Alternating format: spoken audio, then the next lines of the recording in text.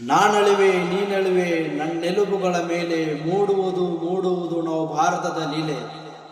ಅಂದಿನ 1925, ಇಂದಿನ 2025. ನಮ್ಮ ರಾಷ್ಟ್ರೀಯ ಸ್ವಯಂ ಸೇವಕ ಸಂಘವು ಸ್ಥಾಪನೆಯಾಗಿ ಇಂದಿಗೆ 100 ವರ್ಷದ ಸಂಭ್ರಮದಲ್ಲಿದ್ದೇವೆ.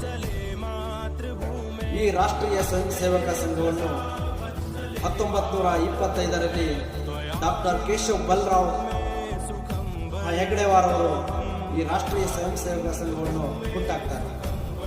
ಇವರು ಹುಟ್ಟಾಕುವ ಮೂಲ ಉದ್ದೇಶ ಏನಪ್ಪಾ ಅಂದ್ರೆ, ಭಾರತದಲ್ಲಿ ಬ್ರಿಟಿಷರ ಆಳ್ವಿಕೆ ಇದ್ದಂತಹ ಸಂದರ್ಭದಲ್ಲಿ ಅವಾಗ ಭಾರತದ ಯುವಕರಲ್ಲಿ ದೇಶ ಪ್ರೇಮ, ಶಿಸ್ತು ಮತ್ತು ಸಂಘಟನೆಯ ಅರಿವು ಇರಲಿಲ್ಲ. ಹಾಗಾಗಿ ನಮ್ಮ ಭಾರತೀಯರಲ್ಲಿ ದೇಶ ಪ್ರೇಮ, ಶಿಸ್ತು ಮತ್ತು ಸಂಘಟನೆಯ ಅರಿವು ಮೂಡಿಸುವ ಸಲುವಾಗಿ ಈ ರಾಷ್ಟ್ರೀಯ ಸ್ವಯಂ ಸೇವಕ ಸಂಘವನ್ನು ಹುಟ್ಟಾಕ್ತಾ ಇದ್ದಾರೆ.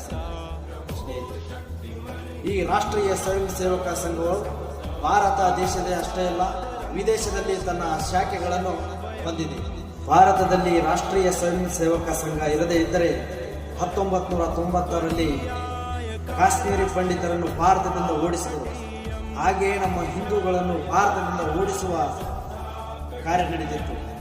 ಹೀಗಾಗಿ ಭಾರತದಲ್ಲಿರುವ ರಾಷ್ಟ್ರೀಯ ಸ್ವಯಂ ಸೇವಕ ಸಂಘವು ಜನರಲ್ಲಿ ಶಕ್ತಿ, ಸಂಘಟನೆ ಮತ್ತು ದೇಶ ಪ್ರೇಮವನ್ನು ಹುಟ್ಟುಹಾಕುವ ನಿಟ್ಟಿನಲ್ಲಿ ಕಾರ್ಯನಿರ್ವಹಿಸುತ್ತಿದೆ.